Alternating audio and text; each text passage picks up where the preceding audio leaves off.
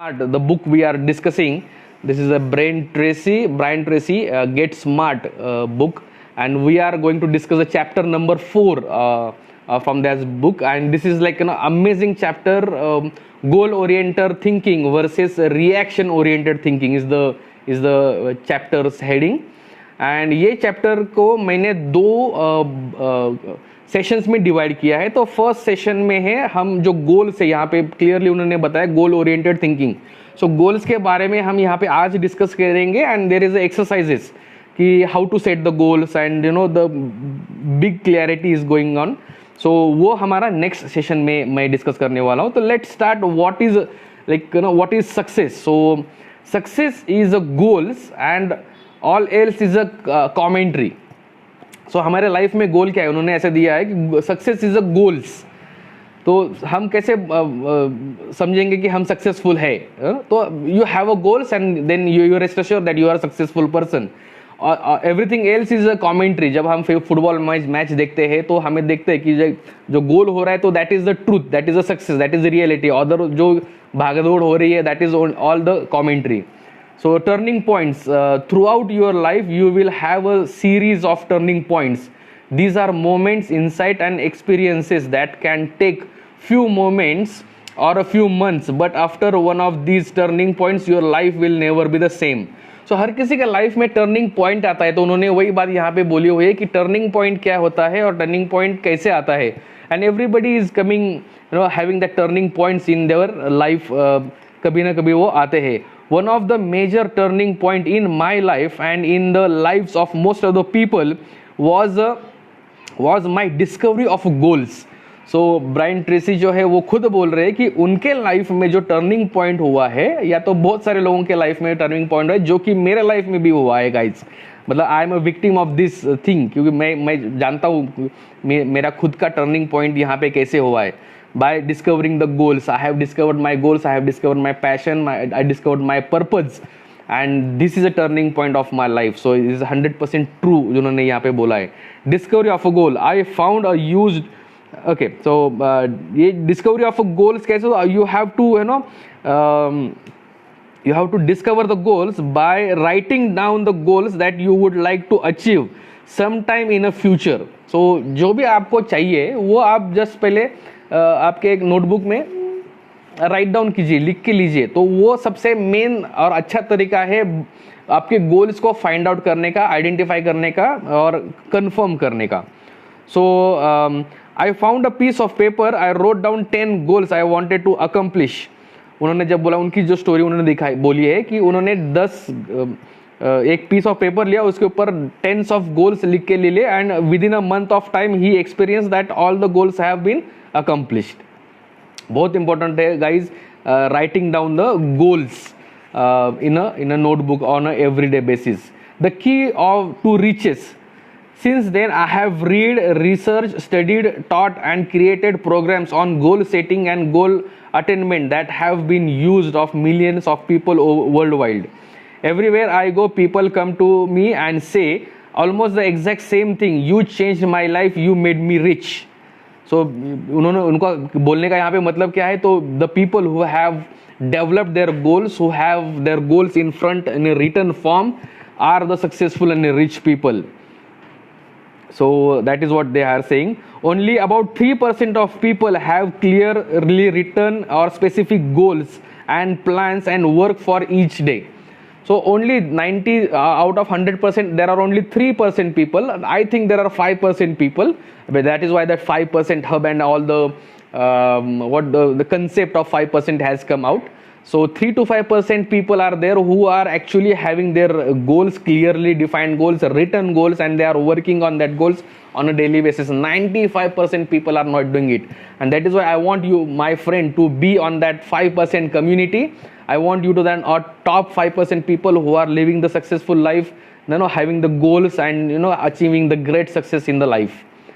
So let's go ahead and we'll see the next chapter. Next point, that develop the big 3. So यहाँ पे उन्होंने big 3 के बारे में बात की है. तो देखते हैं कि big 3 क्या है. तो clarity, focus and concentration, ये जो है वो 3 big 3 उन्होंने दिए हुए जो हमारे लाइफ में हमेशा होने चाहिए.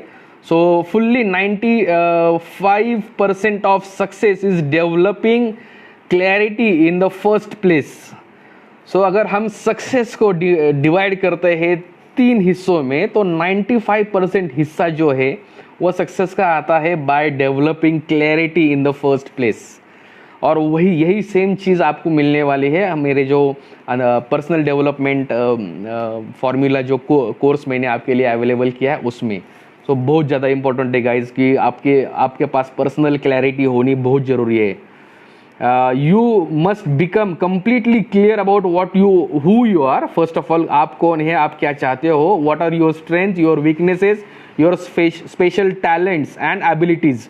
क्या है आपका, वो आपको पता होना चाहिए. What you want to do in your life.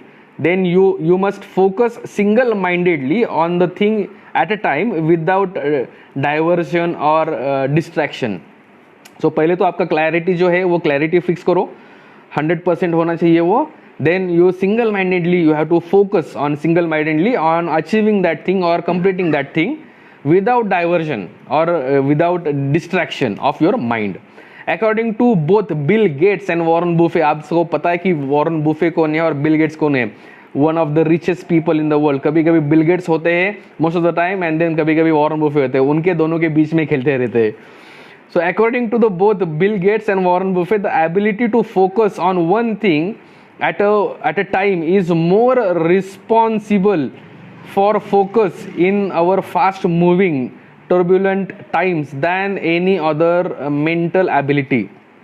So दोनों लोग क्या बोल रहे हैं, तो आपके काम के ऊपर, आपके गोल के ऊपर फोकस होना, ये सबसे मेन बात है. द रिस्पॉन्सिबल फॉर सक्सेस के लिए सबसे इंपॉर्टेंट चीज़ है. Finally once you have decided who you are and what you want and have decided upon your point of focus, you must develop the discipline to concentrate single-mindedly on one thing at a time and stay with it until it is 100% complete. जब तक वो 100% complete नहीं हो जाती, जो भी चीज़ है आपकी, जो भी है उसको complete करना है without deviation, without disturbance. So concentrate on your goal. So first one is clarity, second one is focus, and third one is concentration. बहुत इंपॉर्टेंट है. Goals enable you to develop a qualities of clarity, focus and concentration much faster than with anything else you could do और decide for your life. So ये सब के ऊपर ये सब कैसे पाना है, क्लैरिटी, फोकस एंड कॉन्सेंट्रेशन कैसे पाना है, by having the clear goals. Goals enables you to develop these qualities. Goals are the best antidote to fuzzy thinking. जो हमारे जो फजी थिंकिंग होती है, तो गोल्स आर एग्जैक्टली द दवाई जो हम बोलते हैं उसके लिए, दिस इज अ परफेक्ट दवाई उन्होंने बोला हुआ है. उसके बाद नेक्स्ट टॉपिक है मिनिमाइज डिस्ट्रैक्शंस. तो अगेन हमने देखा कि डिस्ट्रैक्शंस नहीं होने चाहिए. So because of rapid changing and content electric interruptions, constant electronic interruptions like email, texts, telephone calls and social media, ये जो हमारे डिस्ट्रैक्शन पॉइंट है, सबसे बड़े डिस्ट्रैक्शन पॉइंट से. टेलीविज़न आजकल डिस्ट्रैक्शन पॉइंट ज़्यादा नहीं रहा, लेकिन जो स्मार्टफोन हमारे हाथ में रहता है जिससे आप मुझे देख रहे हो, वो सबसे बड़ा डिस्ट्रैक्शन पॉइंट है आज की ज़िंदगी में. So those who do not have goals are dropped forever to work for those who do. बहुत पावरफुल स्टेटमेंट यहाँ पे दिया हुआ है. जिन लोगों के पास गोल नहीं होता है वो compulsory forever works for others who are having goals. तो जिसके पास गोल्स है उसके लिए आप जिंदगी और काम करोगे. अगर आपके पास गोल नहीं होगा तो ये यहाँ पे उन्होंने दिया हुआ है, बहुत पावरफुल है. In life you can either work to achieve your own goals. So in life you definitely work to achieve goals only, nothing else. यहाँ पे दिया हुआ है you either work to achieve your own goals or work to achieve goals of someone else. So think कीजिए, आप सोचिए दोस्तों, अगर आप जॉब कर रहे हो या किसी भी पोजीशन में हो, छोटे से लेके बड़े पोजीशन में, कौन सी भी पोजीशन में हो, अगर आप जॉब कर रहे हो तो आप किसके गोल्स, किसके ड्रीम्स जो है वो अकम्प्लिश कर रहे हो, फुलफिल कर रहे हो. Just think your self. तो अगर आपके पास आपके खुद के गोल नहीं है तो anyways you are going to work, आप ऐसे भी काम करने वाले, खुद के लिए करो या दूसरे के लिए करो, काम तो करने वाले, लेकिन अगर आपके पास खुद के गोल नहीं है तो you will be working to achieve the someone else's goals. तो बेटर क्या है, खुद के गोल बना के खुद के गोल के लिए काम करना या दूसरे के गोल जो उन्होंने बनाए हैं उसके लिए काम करना। आप ही सोचिए, मैं आपको बताने वाला हो नहीं, it is a common sense. Okay, so of course the best of the all is when you help your company to achieve its goals by achieving your own goals। so ये क्या है, सबसे बेस्ट उन्होंने एक तरीका क्या दिया है आगे जाने का, कि आप खुद की कंपनी बनाओ, आपकी खुद की कंपनी होनी चाहिए। May be it is entrepreneurship, sorry this one proprietorship. So proprietorship आपके अकेले की कंपनी है, मेरे भी एक पार्टनरशिप फर्म है, एक प्रोप्राइटरशिप फर्म है, तो वो not necessary you need have to have the big companies, have your company and then work your, have the companies goal and then work towards that goal, so indirectly it becomes your achievement by your goals। so ये यहाँ पे उन्होंने दिया है। Next point is the impact of change. बहुत important point है guys. Perhaps the most important factor affecting your life today is the speed of change. यहाँ पे उन्होंने स्पीड ऑफ चेंज के बारे में बोला है। All in all human history we are never experience the rate of change that we are enduring today. आज के जैसा चेंज जो है वो पहले कभी दुनिया ने देखा नहीं है। We are in rapid change world में आज जी रहे हैं। So we have to have जो आगे 3 पॉइंट आने वाले हैं, बहुत इंपॉर्टेंट पॉइंट है, आपको मैं डिस्कस करता हूँ। There are 3 main factors are accelerating the rate of change and causing us to feel out of control. आपको लगता है कभी कभी आप ये सब जो चेंजिंग, रैपिडली चेंजिंग वर्ल्ड है उसमें आप आउट ऑफ कंट्रोल जा रहे हो, आपके हाथ में कंट्रोल नहीं है, आपके हाथ में आपका टाइम आपके हाथ में नहीं है, आपका जो मनी अर्निंग कर रहे हो आप, वो आपके हाथ में नहीं है अगर आप जॉब कर रहे हो तो, because you are not controlling the time, you are not controlling the money, because ये दोनों चीज आपके कंट्रोल में नहीं है। You do not have the peace, so you cannot control the peace whatever you are having, you cannot control the moments, you know जो moment आपके life में आने चाहिए या आपने एक्सपीरियंस करने चाहिए, वो मोमेंट ये नहीं हो रहे, कंट्रोल में नहीं आ रहे। That is because of this we are not able to adopt the changes. यहाँ पे आगे वो मैं आपको बताऊंगा। सो फर्स्ट पॉइंट उसमें जो उन्होंने दिया है 3 मेन फैक्टर्स में से पहला फैक्टर है information explosion, information and knowledge explosion. Information and new ideas are expanding, growing, increasing faster and faster. One new piece of knowledge, one new idea or insight can upset and overturn the entire industry, causing failure and bankruptcy. एक छोटी सी information या information and idea जो है वो जो growing है and fastly changing है, वो कुछ भी कर सकती है। एक छोटा सा चीज ऊपर का नीचे कर सकता है एक पूरी कंपनी को। सो बहुत इंपॉर्टेंट है वो ये पॉइंट फैक्टर। सेकेंड फैक्टर है the explosion of technology, growing, expanding and increasing at incredible speeds. जो टेक्नोलॉजी है वो बहुत ज़्यादा तरीके से इंक्रीज हो रही है।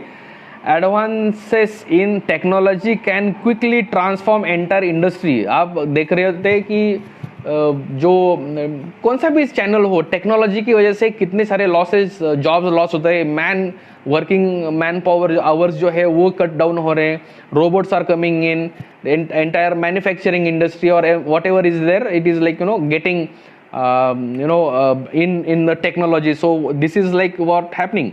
So advances in technology and quickly think of companies like Nokia and BlackBerry that determined their industry until the first iPhone was released in 2007. 2007 जब iPhone पहला लॉन्च हुआ, उससे पहले Nokia and BlackBerry were dominating the market. Within 5 years both of these companies were virtually gone.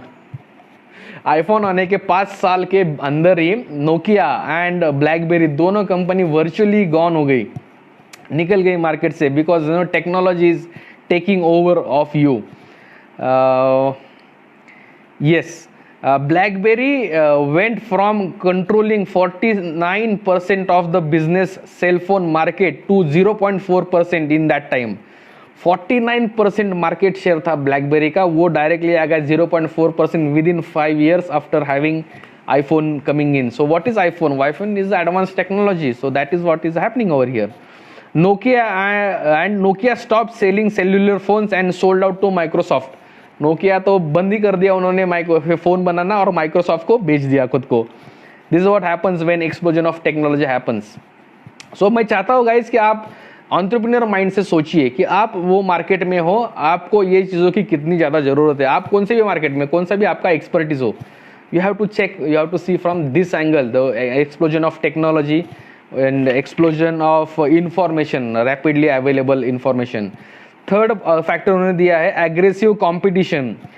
Perhaps most disruptive than anything else is competition. सबसे important है. Your competitors are more aggressive, more determined than ever before. आप अभी competition में है हो नहीं. अगर आप जॉब कर रहे हो तो आप competition में हो ही नहीं. आप कंपटीशन में कब आओगे? जब आपका खुद का बिजनेस रहेगा या आपका खुद का प्रोडक्ट रहेगा जो आप बेचने वाले हैं. तो पहले तो आपको ये एंटरप्रेन्योरशिप जर्नी में आना है. उसके बाद आपको आपके खुद के प्रोडक्ट होने चाहिए और फिर ये सब बारे में सोचना है कि मेरी कंपटीशन क्या है, मेरा टेक्नोलॉजी क्या है, मेरा इंफॉर्मेशन क्या है, मेरा शॉर्ट एनालिसिस क्या है, strength weaknesses opportunity threats, short analysis. तो ये सब कुछ मैंने मेरे जो कोर्सेज है उन्होंने उसमें दिए हुए हैं. सो जो not in free courses but the advance courses जो लेवल 1, लेवल 2, लेवल 3 कोर्सेज है, आपको उसके बारे में पता चलेगा as you started with the free course. So this is it. So the competition is focused on taking each new potential piece of information and break through this technology to change and shape customer taste, develop new products and services and render absolute whatever you are currently offering. तो आपका competitor क्या कर रहा है, तो आपसे ज़्यादा better वो कैसे दे सकता है उसके बारे में सोच रहा है. ये आपको समझना बहुत ज़रूरी है. If you are into entrepreneurship already, if you are not, this is, जब आप आओगे एंटरप्रेन्योरशिप में तो ये आपको कंसिडर करना बहुत ज़्यादा ज़रूरी है.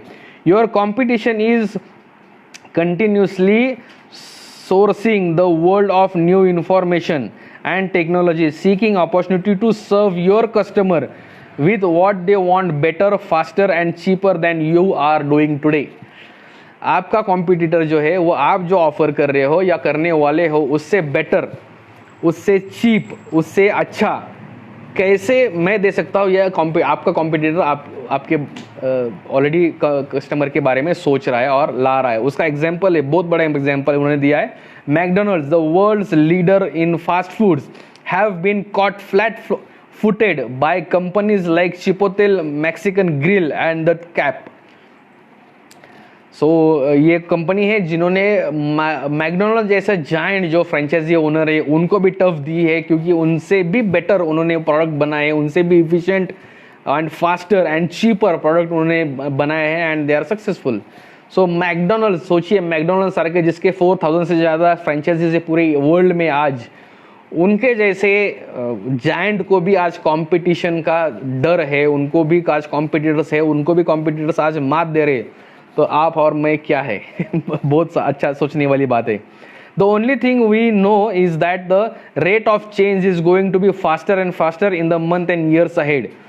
सो जैसे भी हम आज बढ़ रहे, कल बढ़ रहे, जो रेट ऑफ चेंज है वो बहुत ज़्यादा फास्ट होने वाला है. So we have to be prepare for that.